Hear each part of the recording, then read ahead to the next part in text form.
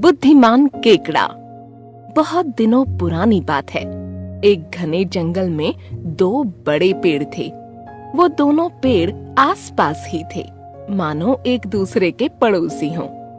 उन पेड़ों पर बहुत सारे सारस पक्षी रहा करते थे और पेड़ के किसी कोने में एक भयानक सांप भी रहा करता था। जब सारस पक्षी दाना पानी ढूंढने जंगल जाते तो वह सांप पेड़ पर चढ़ता और अपना पेट भरने के लिए उस पेड़ पर रहने वाले सारस के छोटे छोटे बच्चों को खा जाता।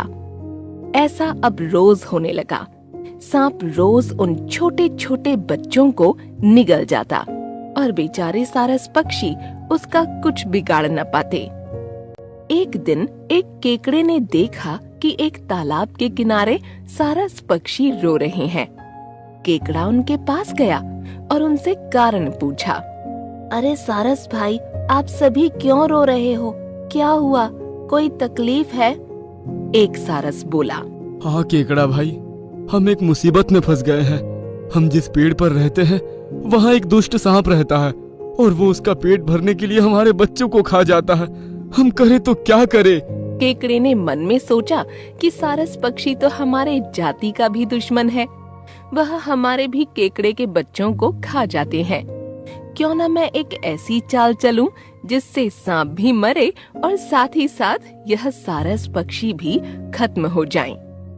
इसलिए केकड़ा बोला, रो मत, मेरे पास एक आइडिया है जिससे आप उस सांप को मार सकते हो। हाँ हाँ, जल्दी बोलो, कौन सी आइडिया है? सारस ने पूछा। वहाँ उस पेड़ के कुछ ही दूरी पर एक मुंगूस रहता है।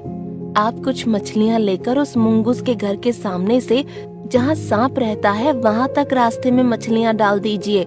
मुंगूस एक एक मछलियाँ खाते खाते उस सांप के घर के पास पहुँच जाएगा और आगे आपको तो पता ही है कि क्या होगा। मुंगूस और सांप की लड़ाई, कौन जीतेगा ये मुझे बोलने की जरूरत ही नहीं, समझे? केकड़ा बोला। यह सुनकर सारस पक्षी बहुत खुश हो गए। उन्होंने केकड़े के कहे अनुसार मछलियाँ रास्ते में डाल दी।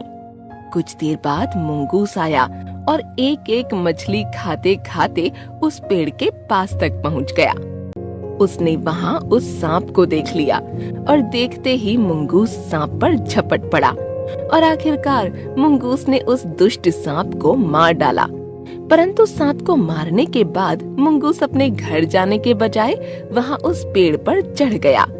वहाँ उसने सारस के छोटे छोटे पक्षी देखे तो उसके मुंह में पानी आ गया। और फिर क्या था, एक एक करते करते मुंगूस ने उन छोटे छोटे बच्चों को और अंडों को खा लिया। यह देख बचे हुए सारस ने अपना सर पकड़ लिया और वह रोने लगा। तो दोस्तों, इस कहानी से हमें यह समझ आता है कि हमें अपना दिमाग इस्तेमाल करना चाहिए और दूसरों की बातों में आकर कर्म नहीं करना चाहिए।